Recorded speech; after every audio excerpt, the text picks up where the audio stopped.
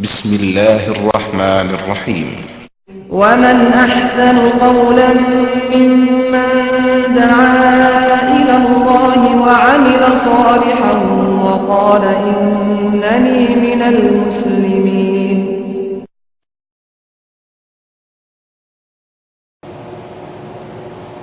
الحمد لله نحمده ونستعينه ونستغفره ونعوذ بالله من شرور انفسنا ومن سيئات اعمالنا من يهده الله فلا مضل له ومن يضلل فلا هادي له واشهد ان لا اله الا الله وحده لا شريك له واشهد ان محمدا عبده ورسوله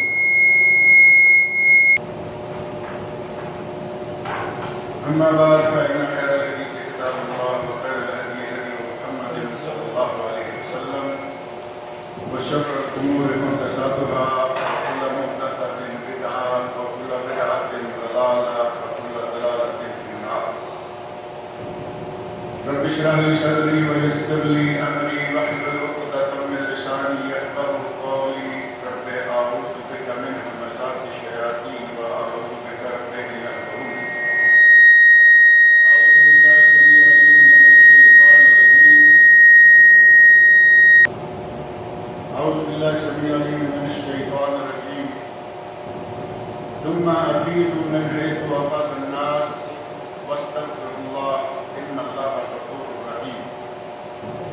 فإذا قضيتم مناسككم فاذكروا الله كذكركم آباءكم أو أشد ذكرا. ومن الناس من يقول ربنا آتنا في الدنيا وما له في الآخرة من خلاق. ومنهم من يقول ربنا آتنا في الدنيا حسنة وفي الآخرة حسنة وقنا عذاب النار. أولئك لهم نصيب مما كسبوا والله سريع الحساب. اللہ رب العزت نے ہمارے لیے بے شمار نعمتیں لکھ رکھی ہیں اور ان بے شمار نعمتوں میں سے ایک بہت بڑی نعمت یہ 10 دن ہیں جن کا آج آغاز ہو چکا ہے. آج دوسری رات ہے کیونکہ کل رات جو ہے عشرہ ذوالحج شروع ہو گیا. ہفتہ کا دن پہلا دن تھا اور آج اتوار کی رات ہے. یہ تو آپ کے علم میں ہوگا کہ دن سے پہلے رات آتی ہے. اسلامی کیلنڈر میں مغرب سورج کے غروب ہوتے ہی نئی تاریخ شروع ہو جاتی ہے جبکہ میلادی یا عیسوی کیلنڈر جو ہے وہ رات کے 12 بجے شروع ہوتا ہے. اس عشرہ ذوالحج کو اللہ رب العزت نے بہت ہی مقام اور بہت ہی عزت بخشی ہے. اس 10 دنوں کے دوران جو عمل بھی کوئی کرتا ہے نبی اکرم صلی اللہ علیہ وسلم نے فرمایا کہ اس کا مقابلہ دوسرے دنوں میں کیا گیا کوئی عمل نہیں کر سکتا. اور ان 10 دنوں کو خیر و ایام السنہ نہیں بلکہ خیر و ایام الدہر کہا گیا کہ یہ پورے سال کے پورے زمانے کے بہترین دن ہیں. اور یہ بہترین دن کیوں نہ ہوتے کیونکہ ان دنوں میں صدقہ ہوگا، خیرات ہوگا، نمازیں ہوں گی، تلاوت قرآن ہوگی، ذکر و اذکار ہوگا، تکبیریں ہوں گی، تلبیہ ہوگا، یوم تربیہ ہوگا، یوم عرفہ ہوگا اور انہی 10 دنوں میں حج اکبر ہوگا. اتنے سارے کام ان دنوں میں ہوں گے تو یہ ظاہر ہے کہ افضل اور زمانے بھر کے سب سے بہترین دن یقیناً ہیں. اور صحیح بخاری اور سنن کی بعض کتابوں میں نبی صلی اللہ علیہ وسلم کا ارشاد معروف ہے. آپ ارشاد فرماتے ہیں ما من ایام العمل الصالح فیہن خیر عند اللہ من هذه الایام العشر. اللہ کے یہاں ان 10 دنوں میں کیے گئے عمل سے بہتر دوسرے دنوں میں کیا گیا کوئی عمل نہیں. سب سے بہترین عمل ان 10 دنوں میں کیا جائے گا. صحابہ میں سے ایک صحابی کہتے ہیں وَلَا الْجِهَادُ فِي سَبِيلِ اللَّهِ. اے اللہ کے رسول کیا جہاد فی سبیل اللہ بھی نہیں؟ آپ نے فوراً فرمایا وَلَا الْجِهَادُ فِي سَبِيلِ اللَّهِ. اللہ کی راہ میں کیا گیا جہاد بھی ان دنوں میں کیے گئے عمل کا مقابلہ اپنا نہیں کر سکتا، الا رجل، سوائے اس آدمی کا عمل، خرج بنفسہ و مالہ، جو اپنی جان اور مال دونوں چیزیں ہتھیلی پہ لے کر نکلا، ولم یرجع من ذلک بشیء، اور ان دونوں چیزوں میں سے کوئی چیز واپس نہیں لایا، جان بھی اللہ کی راہ میں قربان کر دی اور اپنا مال بھی اللہ کی راہ میں قربان کر دیا، اس کا عمل ان دنوں میں کیے گئے عمل سے بہتر ہے، ورنہ دوسرا کوئی عمل اس سے بہتر نہیں۔ ان دنوں کو اللہ رب العزت نے بہت ہی مقام دیا ہے، جو لوگ حج پہ جا رہے ہیں، سعادت اور بہت ہی خوش نصیبی والی بات ہے ان کے لیے، لیکن یہ دن جو لوگ حج پہ نہیں جا رہے ان کے لیے بھی بہت قیمتی دن ہے۔ حاجیوں کے گناہ اللہ رب العزت حج کرنے کے نتیجہ میں معاف کر دے گا، جیسا کہ پچھلے درس میں حدیث ذکر کی تھی، بخاری و مسلم کی حدیث، من حج فلم یرفث ولم یفسق رجع من ذنوبہ کیوم ولدتہ، اگر حج کرے، حج کے دوران کوئی نفسانی خواہشات، کوئی زبان سے، کوئی اپنی کسی حرکت سے کوئی نفسانی حرکت اور یا کلمہ نہ کہے اور نہ کوئی گناہ کرے، نبی صلی اللہ علیہ وسلم ارشاد فرماتے ہیں کہ نہ کوئی جھگڑا کرے، تو وہ گناہوں سے پاک ہو کر کس طرح واپس لوٹتا ہے، جیسے گناہوں سے پاک پہلے دن کا بچہ پیدا ہوتا ہے۔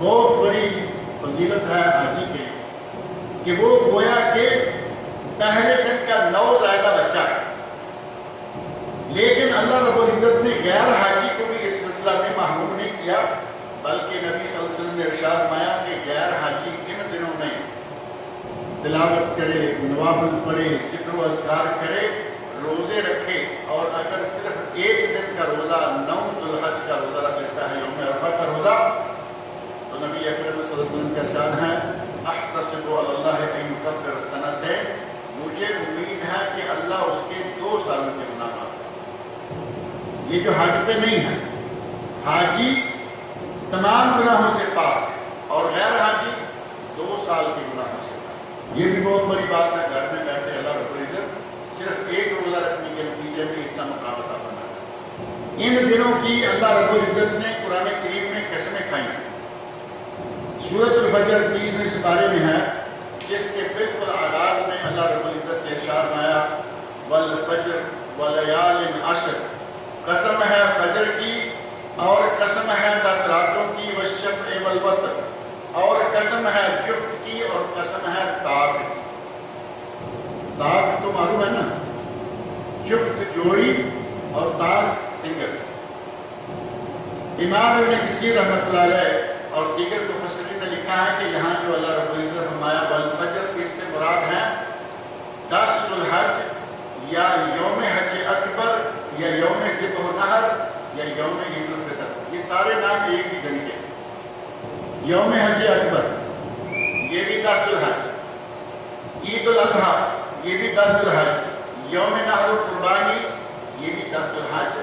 اللہ رب العزت نے 10 ذو الحج کی قسم کھائی اور فرمایا 10 ذو الحج کی فجر کی قسم، ولیال عشر، اور ان 10 دنوں کی جو 10 راتیں ہیں، مراد 10 دن، ان 10 دنوں کی قسم، والشفع والوتر، اور جوڑی کی قسم اور وطر کی قسم، اور یہ جوڑی ہے 10 ذو الحج اور وطر 9 ذو الحج یوم عرفہ۔ گویا کہ اللہ رب العزت نے ان کی قسم کھا کر ان دنوں کی عظمت کو اور بھی 4 چاند لگا دیا۔ حج پہ روانگی ہوگی 5 کو، کسی کی 6 کو، کسی کی کم و بیش، کوئی 7 کی تعلیم کی ٹکٹ لے کے بیٹھے ہوئے ہیں، لیکن ان دنوں کو جیسے ہی ان کا آغاز ہو، ان کو پورے احترام کے ساتھ گزارنا چاہیے، جتنا بھی ہو سکے نیکی ان دنوں میں کرنی چاہیے۔ اور ان دنوں میں صدقہ، خیرات، قربانی، یوم ترویہ، یوم عرفہ، یوم عید الفطر، یہ سارے دن آ رہے ہیں، اور یوم ترویہ وہ دن ہے جس دن کے حج کا صحیح معنوں میں آغاز ہوتا ہے۔ پچھلے درس میں ہم نے عمرہ مکمل کیا تھا کہ عمرہ مکمل کب ہوتا ہے، طواف، صفا مروہ کی سعی اور بال حلق یا تقصیر کرانے کے ساتھ آپ کا عمرہ مکمل ہو گیا، جو کہ پچھلے درس کے آخری کلمات۔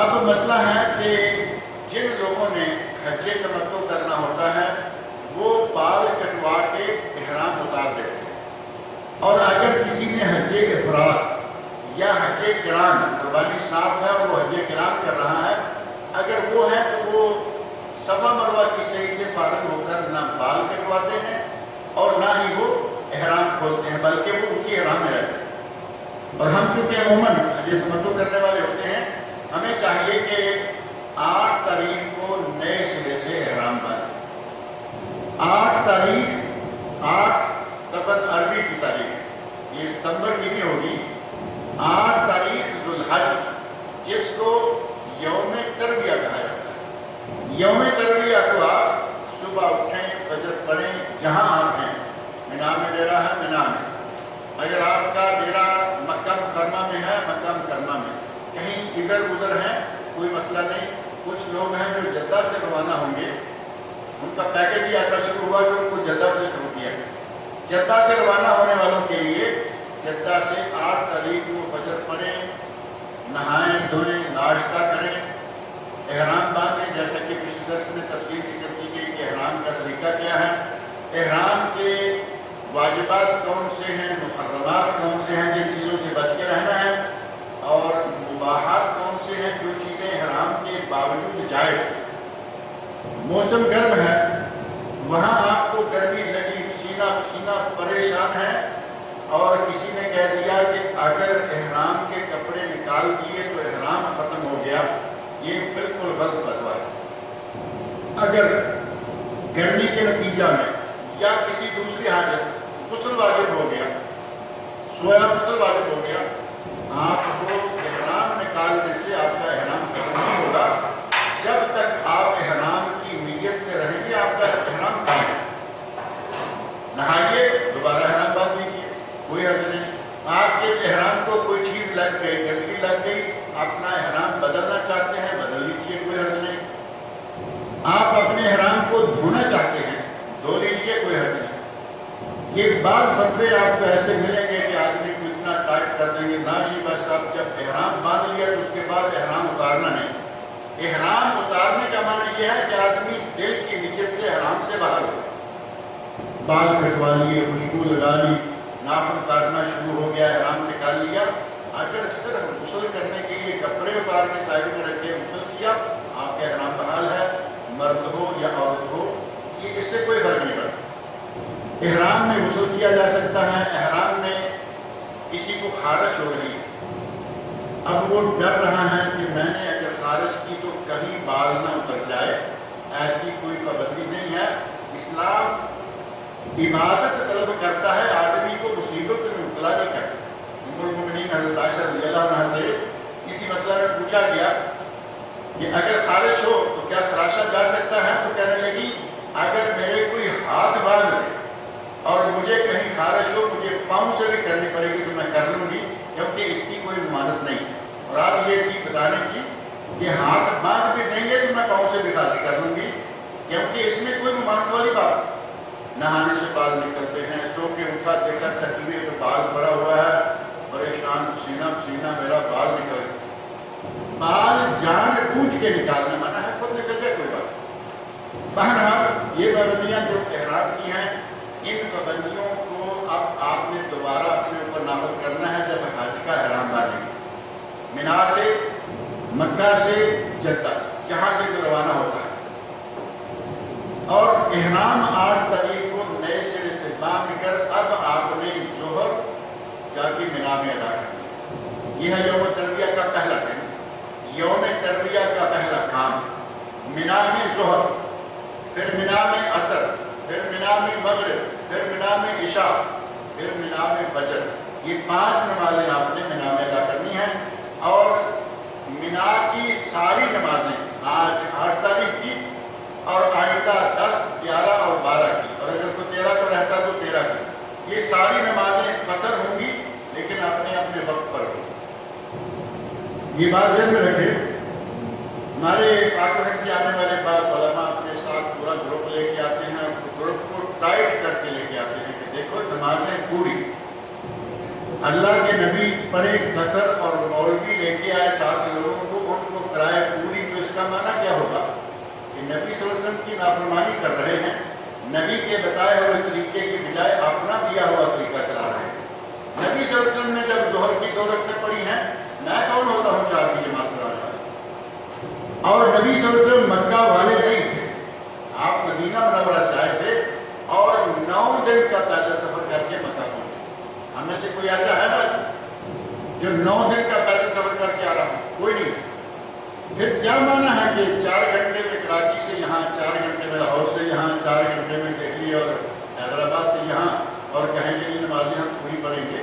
اللہ کے نبی صلی اللہ علیہ وسلم بھی مسافر تھے، آپ نے قصر کی، اور مینا کی نمازیں، عرفات کی نمازیں، مزدلفہ کی نمازیں قصر سفر کی وجہ سے نہیں، بلکہ یہ حج کا حصہ ہے کہ وہاں قصر پڑیں، کیونکہ سنت رسول ایسے ہے۔ لہذا اگر آپ کے ساتھ کوئی ایسا شخص ہے جو اس قسم کا فتویٰ دینا چاہتا ہے تو اس کا فتویٰ ناقابل قبول ہے، وہ پاکستان سے آئے، انڈیا سے آئے، یہاں سے جائے، چاہے کوئی بھی ہو۔ سنت رسول یہ ہے کہ وہاں نمازیں قصر پڑھی جائیں گی۔ ظہر کی 2 رکعتیں، اب آپ کے پاس وقت ہے، نفل پڑھیں جتنے مرضی ہیں، لیکن ظہر ختم ہوگی 2 رکعت کے ساتھ۔ عصر کی 2 رکعتیں، عصر ختم۔ مغرب کی 3 رکعتیں، مغرب ختم۔ عشاء کی 2 رکعتیں، عشاء ختم۔ وتر آپ پڑھ سکتے ہیں مینا میں ہوتے ہوئے، وتر 3 پڑھیں، 5 پڑھیں، 7 پڑھیں، 1 پڑھیں، کیونکہ وتر اصلاً ہے یہ۔ ہمارے یہاں یہ بھی ایک مسئلہ ہے کہ ہمارے اگر کوئی آدمی 1 وتر پڑھنا چاہے تو اس کو بڑی بری نظر سے دیکھا جاتا ہے، بلکہ نماز کا نام بھی بگاڑ کے رکھ دیا۔ ہمارے فقہا کی کتابوں میں ملتا ہے، کہتے ہیں کہ 1 رکعت صلاۃ مطیرہ، یہ دونوں کٹی نماز۔ کتنی عجیب بات لگتی ہے کہ نبی اکرم صلی اللہ علیہ وسلم کہیں کہ 1 رکعت پڑھ لو، اور آج کا مفتی، آج کا مولوی، آج کا عالم، آج کا کچھ بھی نام دے لیں، وہ کہے کہ یہ 2 کٹی نماز ہے۔ کیا رسول اللہ صلی اللہ علیہ وسلم کسی کو 2 کٹی نماز پڑھنے کا حکم دیں گے؟ ناممکن۔ نبی اکرم صلی اللہ علیہ وسلم کا صحیح حدیث میں ارشاد موجود ہے کہ اگر کوئی آدمی تہجد پڑھ رہا ہے، اسے معلوم ہے کہ اب اگر میں نے اور 2 رکعتیں پڑھی تو فجر کی اذان ہو جائے گی، فَلْيُصَلِّ رَكْعَةً وَاحِدَةً تُوتِرُ مَا كَانَ قَبْلَهَا۔ 1 رکعت پڑھ لے، وہ اس کی پہلی رکعتوں کو وتر بنا دے گی۔ 1 رکعت پڑھ لے، کون کہہ رہا ہے؟ نبی اکرم صلی اللہ علیہ وسلم۔ اور مولوی کیا کہہ رہا ہے؟ 1 رکعت 2 کٹی نماز ہے، نعوذ باللہ۔ ہمارے مولویوں میں کس طرح کے مولوی ہیں؟ الگ الگ حال، یہاں آپ قصر نمازیں ادا کریں اور اللہ کا ذکر کریں جتنا ہو سکتا ہے۔ فجر کے بعد، سورج نکلنے کے بعد، سورج نکلنے کے بعد روانگی ہے عرفات کی طرف 9 تاریخ، لیکن آپ کو آپ کے کاروان والے سورج نکلنے سے پہلے لے کے روانہ ہو جاتے ہیں۔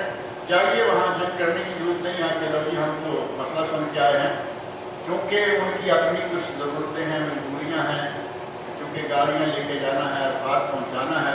بعض دفعہ ایسا ہوتا ہے کہ لیٹ نکلنے کے نتیجہ میں گاڑیاں راستہ بلاک ہو گیا۔ پچھلے سالوں میں کئی مرتبہ ایسا ہوا کہ ٹریفک کا انتظام صحیح نہیں ہوا، راستہ بلاک ہوا اور لوگوں کو دوپہر کیا شام راستے میں گزر گئے، پیدل جانے والے پہنچ گئے اور بسوں والے راستے میں رکے ہوئے۔ اس انتظام کے تحت اگر آپ کو وہ فجر سے پہلے لے جاتے ہیں، چلے جائیے، کوئی حرج والی بات نہیں ہے، لیکن سنت رسول یہ ہے کہ نبی اکرم صلی اللہ علیہ وسلم نے ظہر کی نماز آ کے مینا میں پڑھی، فجر تک مینا میں رہے، سورج نکلنے تک ذکر و اذکار میں مشغول رہے، سورج نکلا تو آپ مینا سے عرفات کی طرف روانہ ہوئے۔ عرفات میں جہاں مسجد نمرہ ہے، مسجد حج جہاں خطبہ ہوتا ہے، اس مسجد سے تھوڑا پہلے ایک وادی اور ہے جس کا نام اصل میں وادی نمرہ ہے۔ اس وادی میں نبی صلی اللہ علیہ وسلم کے لیے خیمہ لگایا گیا تھا۔ آپ دوپہر تک جا کے اس خیمے میں رک گئے، سورج نکلنے کے بعد روانہ ہوئے، 1 گھنٹہ میں وہاں پہنچے اور اس کے بعد 2-3 گھنٹے آپ نے وہاں آرام فرمایا اور ظہر سے تھوڑا پہلے وہاں سے چلے اور وادی اورنا میں چلے گئے جہاں آج مسجد نمرہ۔ اس جگہ جا کر آپ نے اپنے صحابہ کرام کو خطبہ دیا، اس کے بعد 2 رکعتیں ظہر کی اور 2 رکعتیں عصر کی، جمعاً و قصراً، 2 رکعتیں جمع قصر ظہر کے وقت میں۔ یہ ہے سنت رسول صلی اللہ علیہ وسلم۔ اب وادی نمرہ جو نبی صلی اللہ علیہ وسلم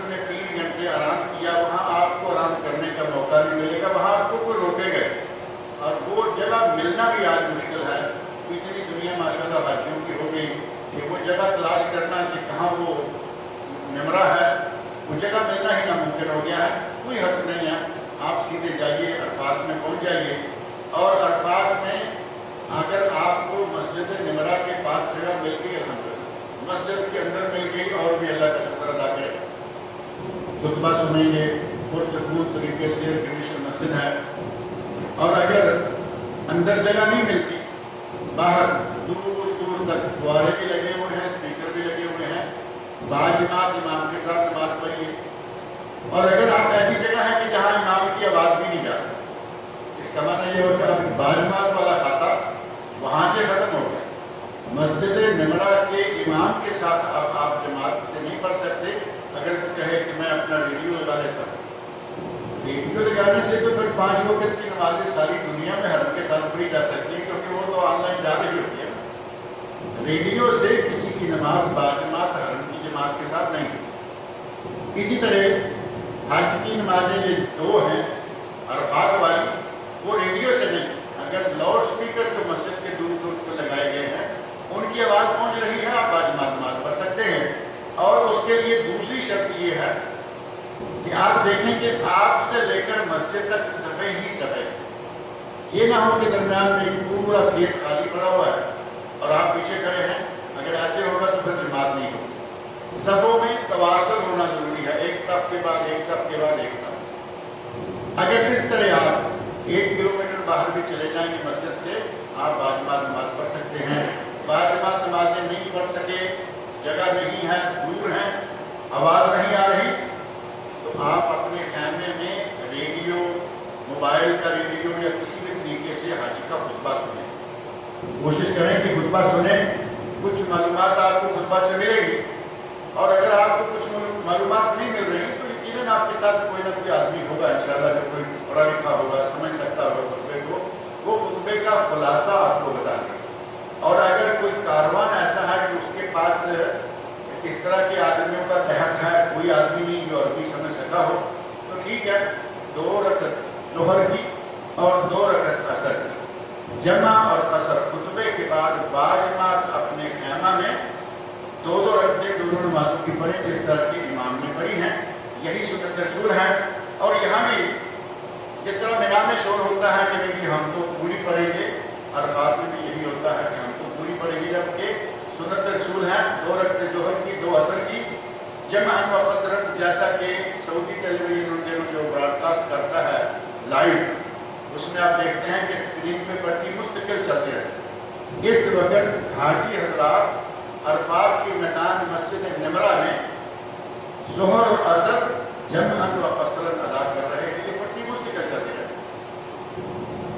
اگر آپ نے جماعت سے اس جماعت سے نہیں پڑھی، اپنی جگہ جماعت کرائیے اور اللہ کے ذکر اور دعاؤں میں مشغول ہو جائیے۔ یہ 9 ذوالحج کا یوم عرفہ کا دن حاجیوں کے لیے روزہ رکھنا ثابت نہیں ہے۔ دوسرے لوگ روزہ رکھیں، ان کو 2 سال کے گناہوں کا کفارہ ہے، حاجیوں کے لیے نہیں۔ نبی صلی اللہ علیہ وسلم ظہر سے لے کر مغرب کے قریب تک مسلسل ذکر و دعا میں اس انداز سے ہاتھ اٹھائے مشغول رہے کہ لوگوں کو شک ہو گیا کہ شاید آپ نے روزہ رکھا ہوا ہے۔ نبی اکرم صلی اللہ علیہ وسلم کی چچی حضرت عباس رضی اللہ عنہ کی بیوی ام فضل رضی اللہ عنہ، انہوں نے دودھ کا پیالہ لیا اور نبی صلی اللہ علیہ وسلم کی خدمت میں پیش کر دیا۔ مسئلہ آسانی سے حل کر لیا، نہ وہاں شور مچانے کی ضرورت پڑی کہ روزے سے ہے نہیں ہے، کوئی کہہ رہا ہے روزے سے ہے کوئی رہے۔ انہوں نے پیالہ اٹھایا جا کے نبی صلی اللہ علیہ وسلم کی خدمت میں پیش کیا، آپ نے دودھ نوش فرمایا، مسئلہ حل ہو گیا کہ آپ نے روزہ نہیں رکھا۔ میدان عرفات میں روزہ رکھ کر ذکر و دعا کرنے کی بجائے سنت کے مطابق روزہ چھوڑیں اور ذکر و دعا میں مشغول رہیں۔ کھانا پینا تو ساری عمر چلتا ہی رہتا ہے، اب وہاں جا کے صرف کھانے پینے میں مشغول نہ ہو جائیں، زیادہ سے زیادہ وقت جو ہے وہ دعاؤں کو اذکار کو دیں اور دعائیں مانگیں۔ نبی اکرم صلی اللہ علیہ وسلم نے فرمایا خیر ما دعوت کہی انا والنبیون من قبلی، میں نے اور مجھ سے پہلے نبیوں نے جو سب سے بہترین دعا مانگی وہ دعا کون سی تھی؟ لا الہ الا اللہ وحدہ لا شریک لہ لہ الملک ولہ الحمد وہو علی کل شیء قدیر۔ یہ دعا کثرت مانگے۔ نبی سے فرماتے ہیں کہ میں نے اور پہلے نبیوں نے دعا یہ ہے. اس میں چونکہ ذکر ہے اللہ کا لا الہ الا اللہ وحدہ لا شریک لہ، تو اللہ رب العزت کی وحدانیت بیان کریں گے اور جو اللہ سے مانگیں گے اللہ رب العزت دے گا. نبی صلی اللہ علیہ وسلم یہ وقت کہاں گزار کے آئے ہیں؟ آپ نے تو ایک ہی حج کیا نا، یہ نہیں کہ مختلف موقعوں پر مختلف جگہ پہ کھڑے ہوئے. ایک ہی حج کیا، وہی حجۃ الوداع تھا، وہی پہلا اور وہی آخری حج. اور اسے حجۃ الوداع کیوں کہا گیا؟ سوچنے والی بات ہے کہ آپ نے حج ہی ایک کیا ہے تو وداع کیوں؟ پہلے کوئی حج نہیں ہے. اس حج میں نبی صلی اللہ علیہ وسلم نے بار بار فرمایا تھا خذوا عنی مناسککم، اے میرے صحابہ مسلمانوں مجھ سے مناسک حج سیکھ لو، مجھ سے حج کا طریقہ سیکھ لو، شاید آج کے بعد ہماری کبھی یہاں ملاقات نہ ہو سکے. الوداع ہو گئی نا، اور واقعی میں ہو سکے. اسی حج کے 3 مہینے کے بعد نبی صلی اللہ علیہ وسلم وفات پا گئے. ذوالحج کے مہینے میں حج کیا، 10، 11، 12 وہاں رہے، 13 کو وہاں سے روانہ ہوئے، اور 12 ربیع الاول نبی اکرم صلی اللہ علیہ وسلم کی وفات کا دن ہے. لہذا اس کلمے کی مناسبت سے کہا گیا کہ یہ حجۃ الوداع ہے. حجۃ الوداع کے موقع پر نبی صلی اللہ علیہ وسلم نے اپنی اونٹنی کو اس جگہ کھڑی کیا جو پہاڑی جبل رحمت ہے. پہاڑی کے چاروں طرف جو لوگوں کے چلنے کے لیے راستہ ہے جو صاف ہے، اندر بھی پتھر ہیں باہر بھی پتھر ہیں، درمیان میں کچھ گول راستہ ہے. اس گول راستے کے باہر کی طرف نبی صلی اللہ علیہ وسلم نے اپنی اونٹنی جس کا نام قصوہ تھا، نبی اکرم صلی اللہ علیہ وسلم کی 2 اونٹنیاں، ان کے الگ الگ نام قصوہ اور قبا. اس حجۃ الوداع کے موقع پر جس اونٹنی پر آپ سوار تھے اس اونٹنی کا نام تھا قصوہ. نبی صلی اللہ علیہ وسلم نے قصوہ کو اس جگہ کھڑی کیا ہوا ہے کہ گزرنے والوں کے لیے راستہ بھی رہے اور اونٹنی باہر رہے. اونٹنی کے پاؤں اگلی پتھر کی سروں پر. آپ اندازہ کریں کہ پہاڑی سے آگے بھی آگے، آپ پہاڑی پر نہیں چڑھے، اور نہ چڑھنا سنت ہے، نہ ضروری ہے، نہ ہم وہاں جا کے سیلفی لینا ضروری ہے. کیونکہ آج کل تو بڑا سخت سسٹم ہو گیا نا کہ لاز بھی جا کے وہاں کیمرہ اپنا، ہمارے کیمرے میں ہمارے موبائل میں کیمرہ بھی ہے، وہاں سیلفی بنا رہے ہیں اور کیا کچھ ہو رہا ہے. نبی صلی اللہ علیہ وسلم اس پہاڑی پر گئے، فرمایا وقفت ہاہنا، میں نے یہاں وقوف کیا ہے. وعرفہ کلھا موقف، اور عرفہ سارے کا سارا ہی موقف ہے. جہاں بھی کوئی میدان عرفات کی حدود کے اندر جو بھی داخل ہو گیا اس کا عرفہ شمار ہو گیا. ظہر سے لے کر مغرب تک ذکر و دعا میں مشغول رہیں. نبی اکرم صلی اللہ علیہ وسلم فرماتے ہیں کہ کوئی دن ایسا نہیں جس دن اللہ اپنے بندوں کو جہنم سے کتنا آزاد کرتا ہو جتنے بندوں کو اس دن آزاد کرتا ہے. دعا مانگیں کہ اللہ تعالیٰ ہم سب کو بھی اس دن جہنم سے آزاد کر دیں.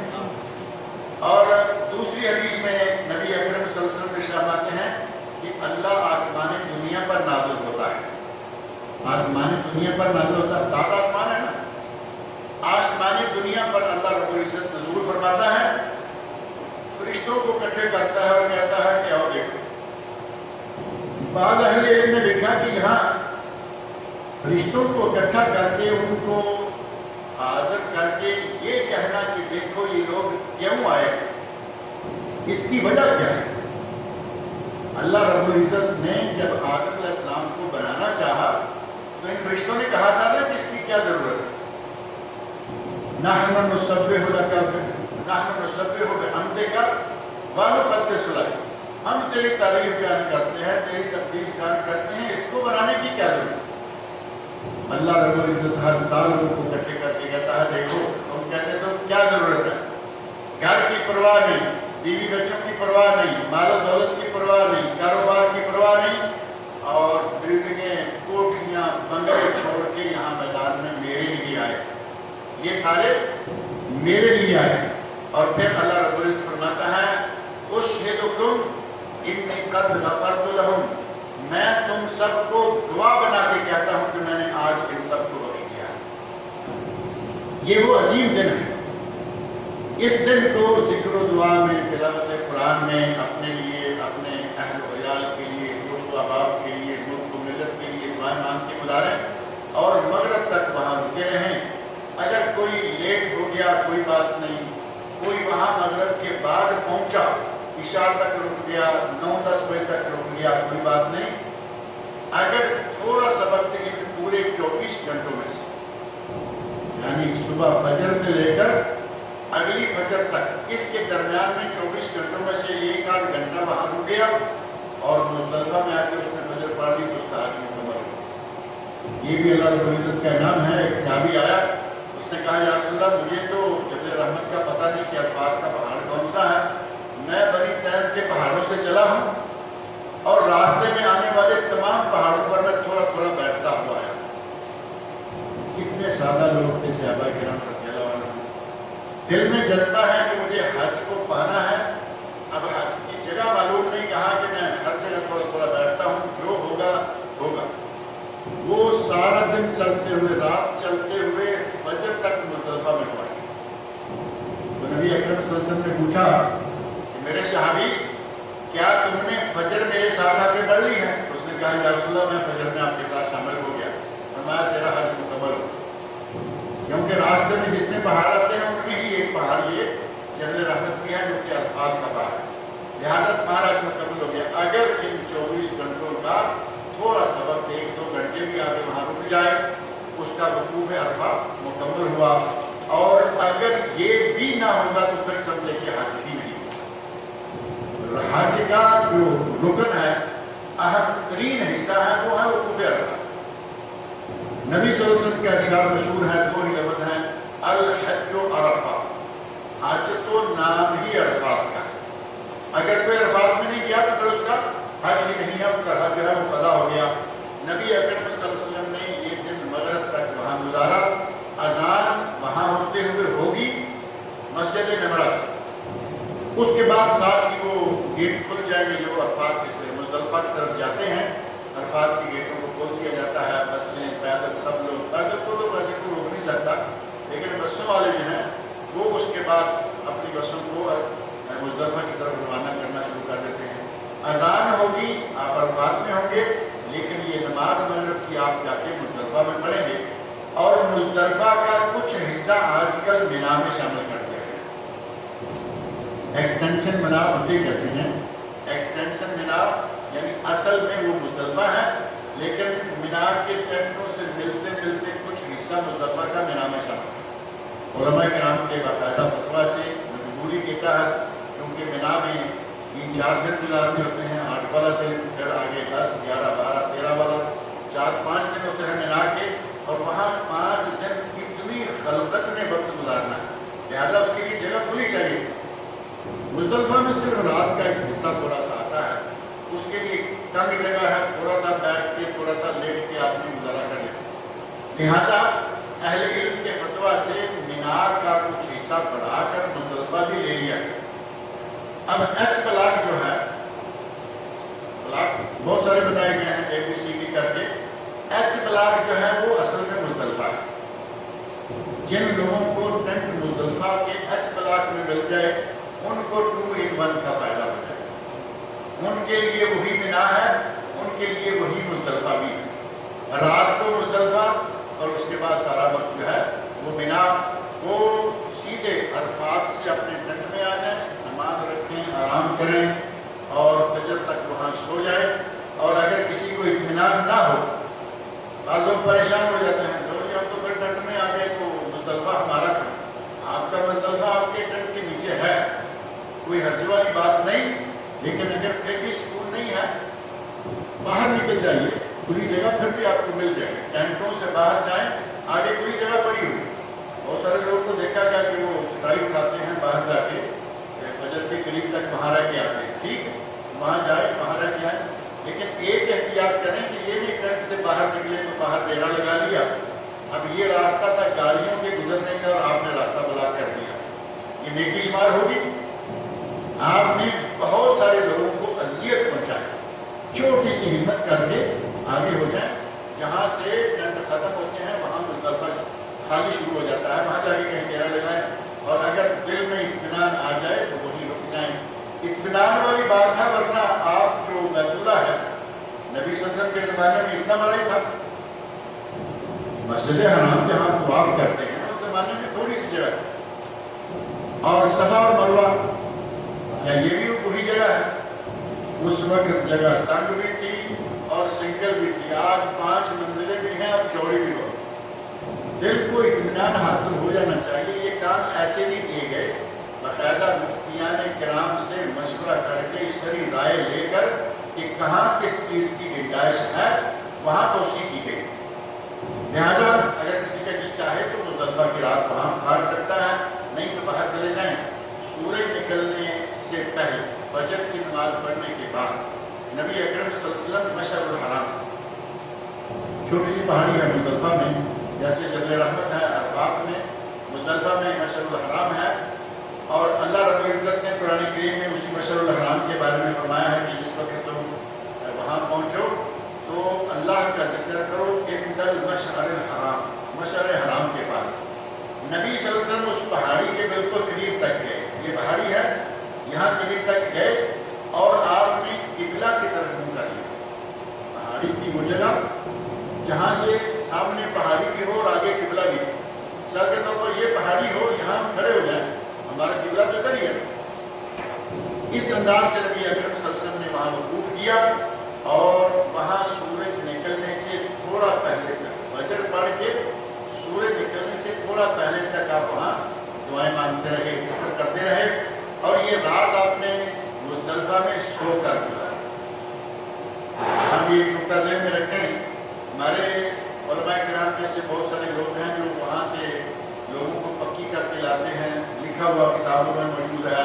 آج کل جو اشتہار آتے ہیں نا مختصر حاج والے، ان اشتہارات میں لکھا ہے کہ مزدلفہ میں مغرب و عشاء کے بعد قیام کرنا ہے، یعنی تہجد پڑھنا ہے، جبکہ نبی صلی اللہ علیہ وسلم جو پوری کائنات کے سب سے بڑے عابد اور زاہد، سب سے بڑے متقی پرہیزگار، سب سے زیادہ اللہ کے قریبی اور اللہ کے پیغمبر ہیں، افضل الرسل ہیں، نبی صلی اللہ علیہ وسلم نے وہ رات وہاں سو کے گزاری۔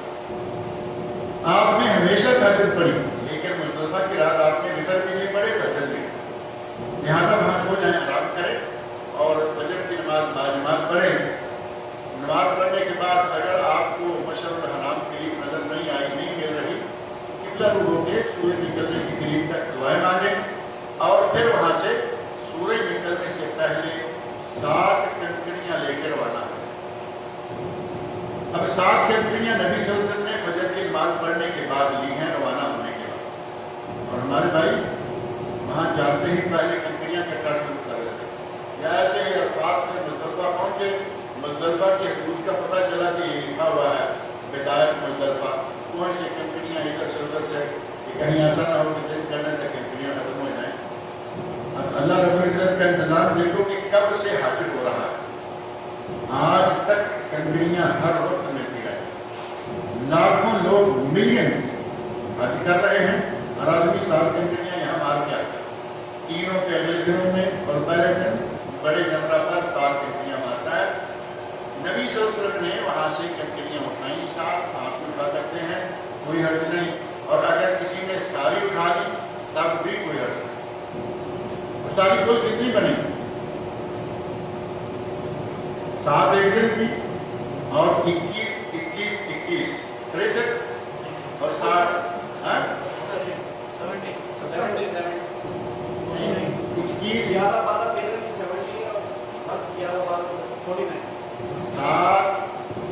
ایک جمرہ کبریٰ کی، 7 صغریٰ کی، 7 وسطیٰ کی، 21 ہو گئی، یہ ہو گئی 11 تاریخ، پھر 12 کی 21، پھر 13 کی 21، اگر کوئی سنت پوری کرے 63، اور 7 10 تاریخ والی 70 کنکریاں میں، اور 70 کنکریاں بھی آپ چن لیں گے تو کوئی حرج نہیں ہے، لیکن 7 کافی ہیں۔ اس دن کا انتظام کریں، اگلے دن کے انتظامات اللہ کرائے گا، اور آج کل اللہ نے انتظامات کرا رکھے ہیں، آپ کو پارسل کنکریاں بھی ملنا شروع ہو گئی۔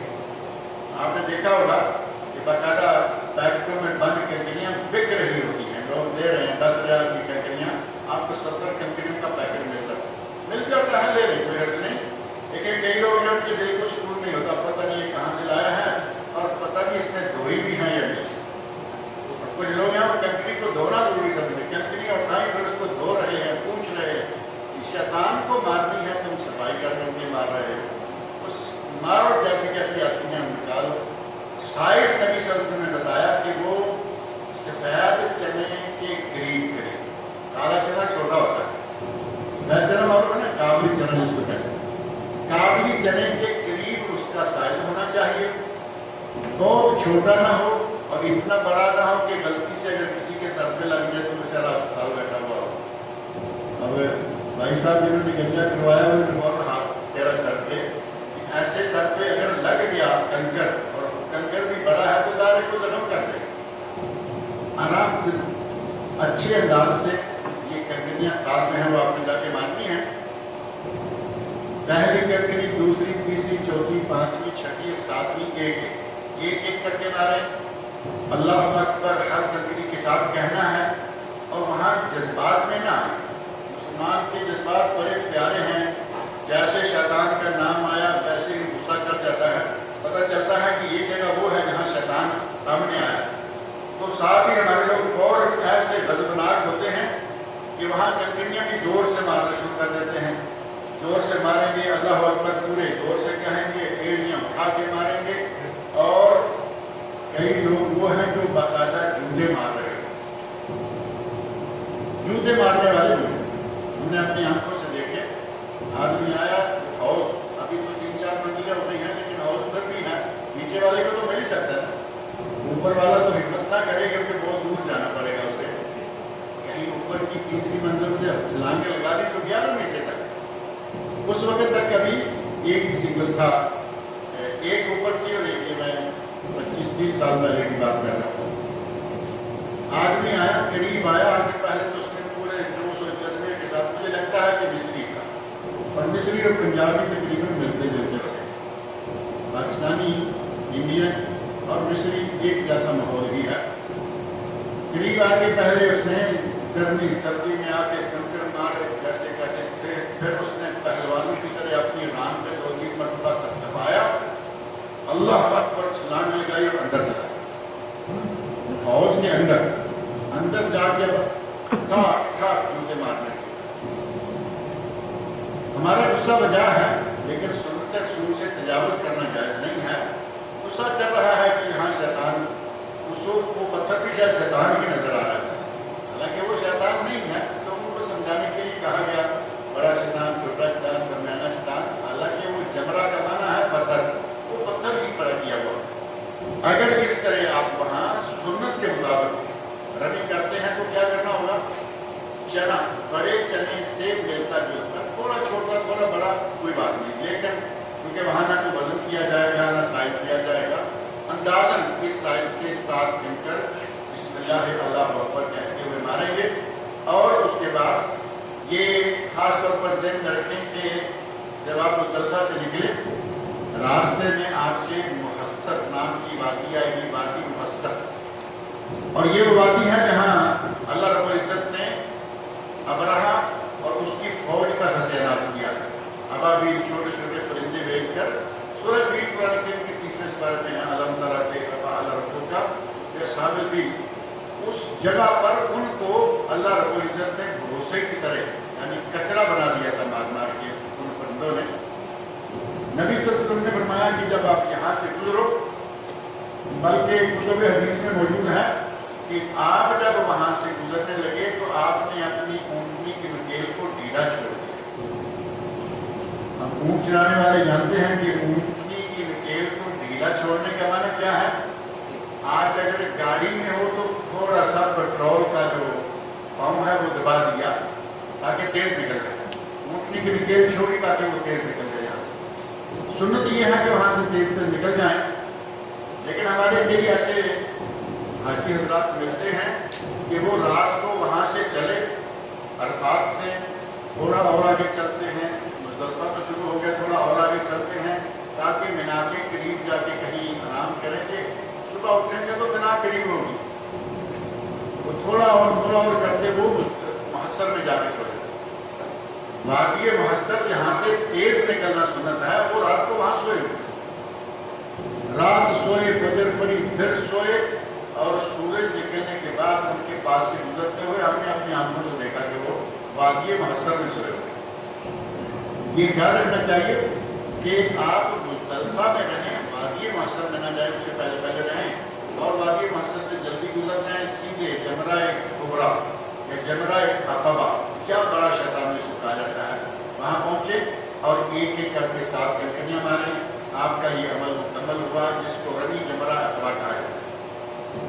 یہ تاریخ کون سی شروع ہو گئی ہے؟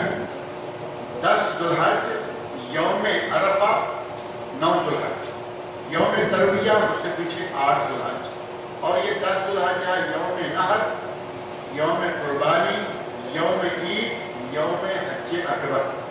ہمارے پاک و ہند میں اکبری حج کے نام سے کبھی کبھی حج آتا ہے، اور کہتے ہیں کہ اگر جمعہ کے دن یوم عرفہ آ جائے تو وہ اکبری حج ہے۔ اگر یوم عرفہ جمعہ کو آ جائے تو کہتے ہیں وہ اکبری حج ہے اور اس کا 70 حجوں کے برابر ثواب۔ کوئی ایسی بات کتب حدیث میں کسی صحیح حدیث میں نہیں ہے۔ اللہ رب العزت نے قرآن کریم میں آذان من اللہ و رسولہ، اللہ رب العزت نے سورہ توبہ میں فرما دیا کہ ہر حج حج اکبر ہے۔ اور حج اکبر اور حج اصغر کیوں کہا گیا؟ لوگ عمرہ کو حج اصغر کہا کرتے تھے، صحیح بخاری میں یہ بات موجود ہے کہ لوگ حج اصغر عمرہ کو کہتے تھے، اس کے مقابلہ میں یہ حج اکبر ہو۔ ہمارے لوگوں نے ایک نیا معاملہ بنا لیا، کہا کہ اگر جمعہ کے دن عرفہ آ جائے تو پھر حج اکبر ہے، 70 حجوں کا ثواب ہوگا، یہ ہوگا وہ ہوگا۔ پچھلے چند سالوں کے دوران آپ نے دیکھا جمعہ کے دن عرفہ آیا تھا، جس نے نہیں بھی حج کرنا وہ بھی تیار ہوا، جس کے پاس نہیں بھی گنجائش خوب اللہ کی کائنات وہاں جمع ہو گئی۔ کوئی حج نہیں، جمع ہو جائیں، لیکن یہ غلط روایت کا سہارا لے کے نہ جمع ہوں، ٹھیک ہے۔ آپ نے رننگ کر لی، اب آپ کے اگلا مرحلہ جو سنت کے مطابق ہے وہ ہے ذبح و نحر، 10 تاریخ کو دوسرا مرحلہ ذبح و نحر۔ اور یہ رننگ کب کرنی ہے؟ سورج نکلنے کے بعد، 7 کنکریاں پہلے دن سورج نکلنے کے بعد۔ اور مزدلفہ سے اگر کوئی اپنے ساتھ عورتیں ہیں، بچے ہیں، بوڑھے ہیں، اور معلوم ہے کہ سورج نکلنے کے بعد جب لوگ نکلیں گے بہت رش ہوگا، دھکم فیل ہوگی، اگر ایسا ہے تو وہ آدھی رات کے بعد یہاں سے وہ کمزور عورتوں، بچوں اور بوڑھوں والا آدمی نکل سکتا ہے آدھی رات کے بعد۔ آدھی رات کے بعد نکلے، مینا میں جا کے اپنے خیمے میں آرام کرے، اور جب سورج نکل آئے تو جا کے کنکریاں مارے۔ کنکریاں رات کو نہیں مار سکتے، آپ رات کو آدھی رات کو نکل گئے، لیکن کنکریاں مارنے کا وقت کب شروع ہوگا؟ سورج شروع ہونے کے بعد۔ حضرت ابن عباس رضی اللہ عنہ فرماتے ہیں کہ نبی صلی اللہ علیہ وسلم نے آنا ممن قدم النبی صلی اللہ علیہ وسلم یوم مزدلفہ لیلۃ مزدلفہ، میں ان لوگوں میں سے ہوں جنہیں نبی صلی اللہ علیہ وسلم نے مزدلفہ کی رات آگے بھیج دیا، فی ضعفۃ اہلہ، اپنے گھر والوں کے کمزور لوگوں، یعنی امہات المؤمنات جو کمزور تھی، بڑی عمر کی تھی، یا کچھ گھر کے دیگر بچے تھے، ان کے ساتھ مجھے بھی بھیج دیا، اور وہاں سے روانہ کرتے ہوئے میں سواری پر سوار ہو گیا تو میری ران پر تھپتھپاتے ہوئے نبی صلی اللہ علیہ وسلم آیا، عبید نے کیا، اے میرے بچے منا چلے جاؤ، لیکن لا ترموا الجمرہ الا بعد ان تطلع الشمس، جمرہ پر 7 کنکریاں تب مارنی ہیں جب سورج ڈوب جائے۔ سنت یہ ہے، لہٰذا جمرہ کو کنکریاں ماریں، اور اس کے بعد ذبح و نحر کی باری آئے گی۔ آپ میں سے کچھ لوگ پیسے دے چکے ہیں، آن لائن پیمنٹ ہوگی، کچھ لوگوں نے وہاں جاتے ہوئے یا اب بینک میں، راجی بینک میں اکاؤنٹ موجود ہیں، اس میں آپ پیمنٹ کر رہے ہیں، یا کوئی ایسا آپ کا قابل اعتماد آدمی ہے، اس کو آپ نے کہا کہ بھائی ہماری قربانیاں کروا دینا، وہ کروا دے گا، آپ نے پیسے دے دیے یا طے ہو گیا، آپ کی ذمہ داری ختم ہو۔ کنکریاں ماری، آپ کا گویا کہ جانور ذبح ہو چکا ہے، اب آپ اپنے بال جو ہیں وہ منڈوا لیجیے، سر منڈوا لیجیے، ہلا کروا لیجیے۔ 3 کام ہو گئے، رمی جمرہ عقبہ، ذبح و نحر، قربانی یا نحر، اور تیسرا کام ہو گیا آپ کا بال کٹوانا یا سر کو منڈوانا۔ اب 3 کام کر کے آپ احرام چھوڑ دیجیے، غسل کریں، نہائیں دھوئیں، خوشبو لگائیں، اور نبی صلی اللہ علیہ وسلم نے ظہر کی نماز حرم میں جا پڑھی تھی، 10 تاریخ کو ظہر کی نماز آپ نے حرم میں جا کے پڑھی، اور اس دن یہاں مسجد میں یا باہر کہیں بھی عید کی جماعت نہیں ہوئی۔ کئی لوگ انتظار کرتے رہتے ہیں کہ عید کا دن ہے تو آج شاید یہاں کہیں جماعت بھی ہوگی، عید کی کوئی جماعت نہیں ہے۔ حاجیوں کا جمرہ عقبہ کو کنکریاں مارنا باہر کی دنیا والوں کے لیے عید کے برابر ہوتا ہے، گویا کہ کنکریاں مار رہے ہیں عید ہوگی۔ لہٰذا بال کٹوائیں، نہائیں دھوئیں، احرام نکالیں، سادہ لباس پہنیں، خوشبو لگائیں،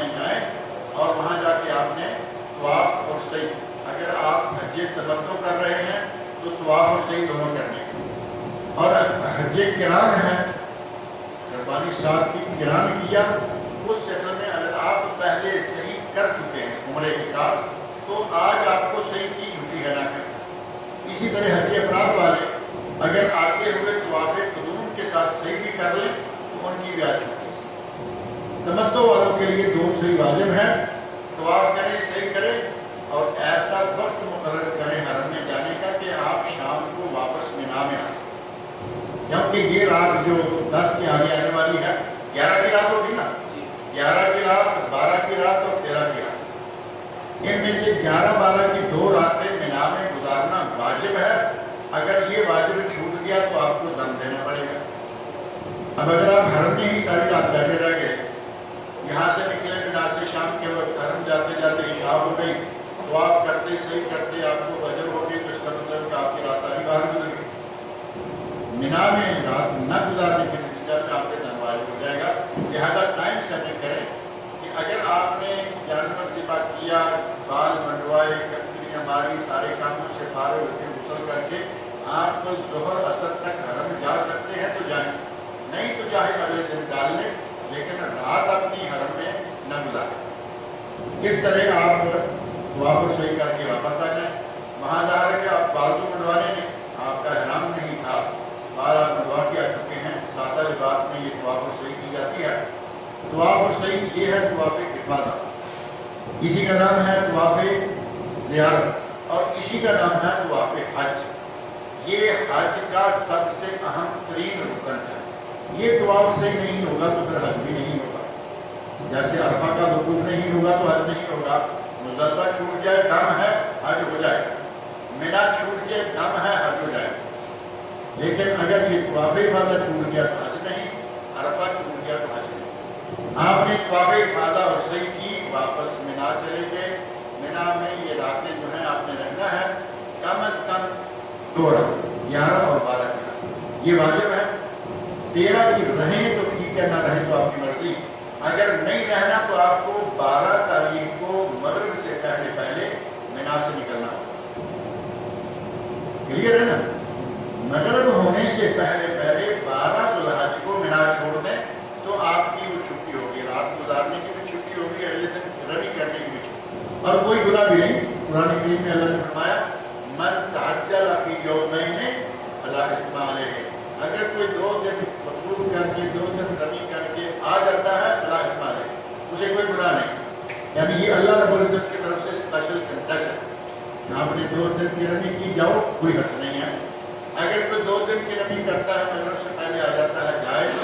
اور اگر 13 کو رات وہاں ہو گئی، رات 13 کی شروع ہو گئی تو رک جائے، اگلے دن رمی کر کے ظہر کے بعد وہ مکہ آئے. مکہ میں آنے کے بعد آپ کا جو ہے کام وہ صرف یہ ہے کہ آپ طواف وداع کریں.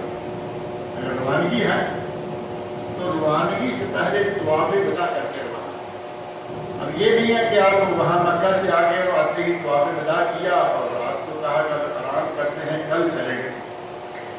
یا دوسرے معنوں میں کاروان والوں نے آپ کو بتا رکھا ہے کہ ہم فجر کے بعد ناشتہ کر کے نکلیں گے یا فجر پڑھ کے نکلیں گے، تو آپ کو مغرب یا عشاء کے بعد طواف نہیں کرنا چاہیے. آپ کو سحری کے وقت اٹھ کے طواف کرنا چاہیے.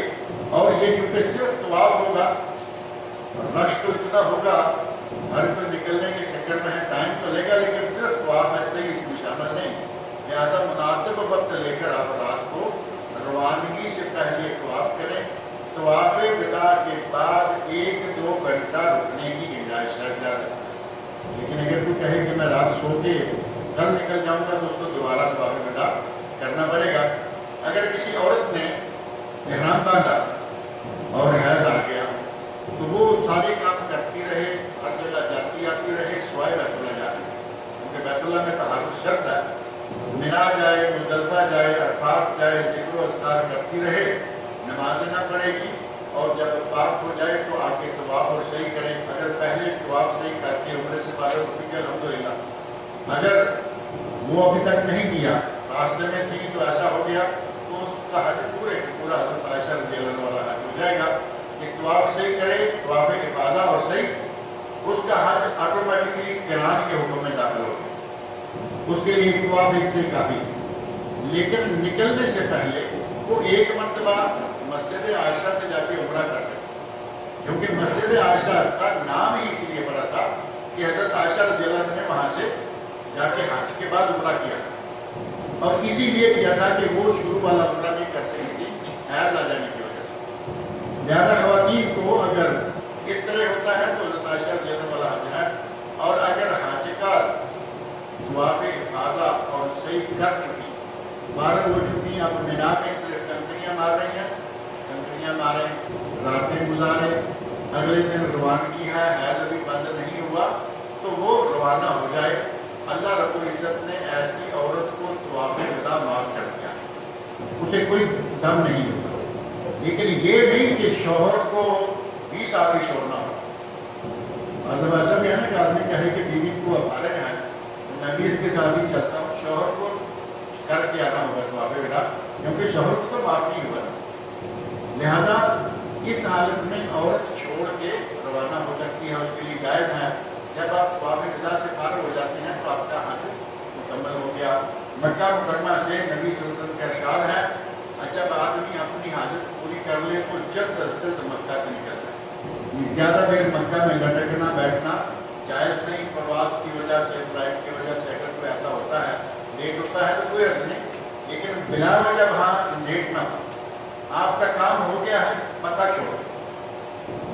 اگر کسی نے پہلے مدینہ منورہ کی زیارت کی ہے، فبہا نہیں کی تو مکہ چھوڑے مدینہ جائے، لیکن مدینہ جانا حج کا حصہ نہیں، تو یقیناً آپ کے علم میں ہوگا ہمارے پاکستان انڈیا کے لوگوں کا تو حج ہی سارا مدینہ میں ہوتا ہے، جب تک مدینہ نہ جائے حج ہی نہیں مانتے ہو، جبکہ مدینہ میں حج کا کوئی حصہ نہیں، آپ جائیں فبہا، نہ جائیں حج مکمل ہو گیا مکہ، لیکن سعادت ہے مدینہ جائیں، مسجد نبوی میں نماز پڑھیں، اور وہاں مسجد قباء ہے، مسجد قباء کی زیارت کریں، اپنے گھر سے وضو کریں، مسجد سے وضو کریں، قباء میں جا کے نماز پڑھیں۔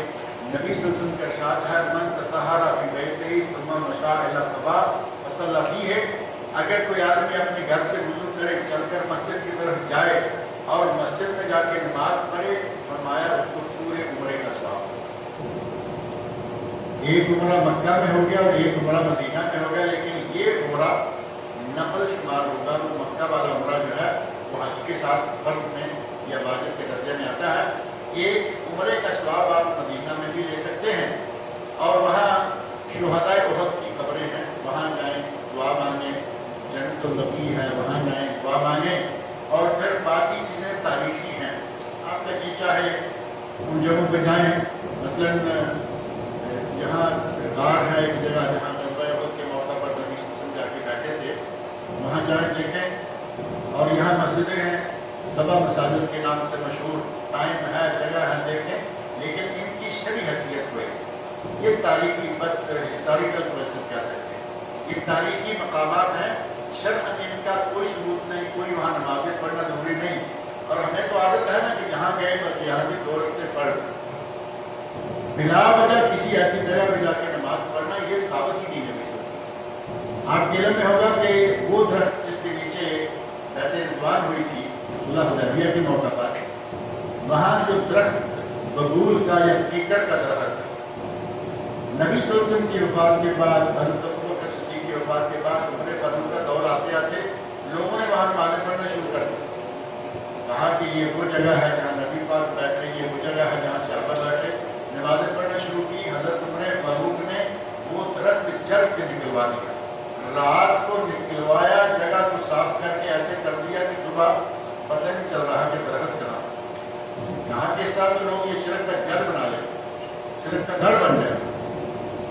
جہاں مسجد ہے آپ کی ضرورت ہے نماز پڑھیں، صرف اس لیے تلاش کرنا کہ یہ فلاں مسجد ہے اور میں اس میں 2 رکعتیں پڑھ کے آؤں گا، یہ جائز نہیں ہے۔ لہٰذا جو ضروری جگہ ہے وہاں جائیے، انہوں نے ذکر کرتی ہیں، اور جو ضروری نہیں ہے مسجد نبوی میں نماز ضرور پڑھ لیں، 1000 ایک ضعیف روایت کے روح سے 50,000 نمازوں کا ثواب ملے گا۔